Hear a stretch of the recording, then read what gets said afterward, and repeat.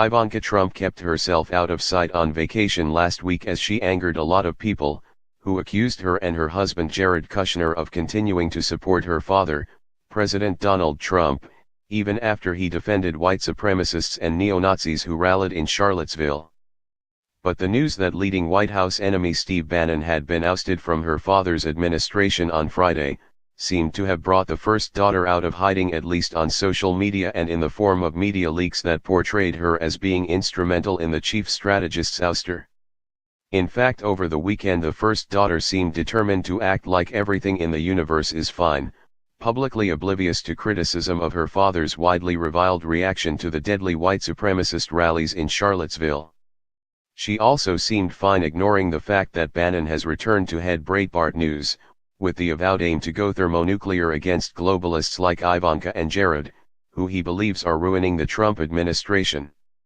In fact, by Monday Ivanka appeared to be back at the White House, where she posed for a photo of herself, posted on Twitter, of her donning special sunglasses to watch the solar eclipse.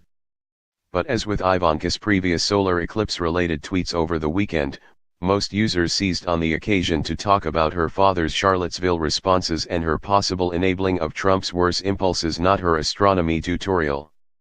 Ivanka further outraged people for two tweets Saturday, praising peaceful marches that took place in Boston and other cities to denounce bigotry, racism, and anti-Semitism. That would be a perfectly fine thing to say if she were any other public figure. But Ivanka is not any other public figure. Last week, Ivanka, who converted to Jared's Jewish faith in 2009, even had the rabbi at her New York synagogue denouncing her father's defense of racist and anti-Semitic white supremacists. Both of Ivanka's Boston March-related tweets, including the second which asked people to come together, united as Americans, had users saying that her father enabled the hate the marchers were protesting. Meanwhile, a report Saturday emerged in the Daily Mail that gave Ivanka credit for forcing Bannon out of the White House because of his association with extreme right-wing viewpoints that have included vilifying Jews and Muslims. Many blamed Bannon for Trump's failure last week to forcefully condemn white supremacists and neo-Nazis for holding that rallies in Charlottesville at which a 32-year-old woman was killed and dozens of counter-protesters were injured. Could the source be Ivanka herself? She's previously been suspected of using leaks to news organizations to put forward stories that make her seem like a moderating force in the White House, and therefore appealing to people outside the president's base of supporters. In any case, this source close to Ivanka said that Bannon's leaving changes everything.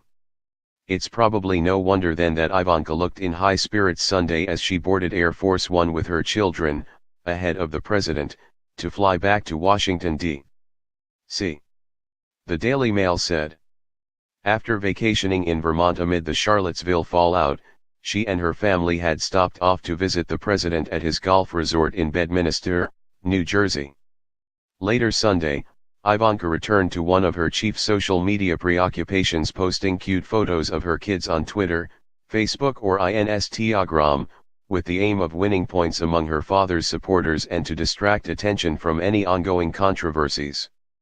In this case, she posted a photo of 1-year-old Theodore, asleep in his crib, and her fans typically praised her for being such a devoted mom and for sharing these intimate family moments with the public.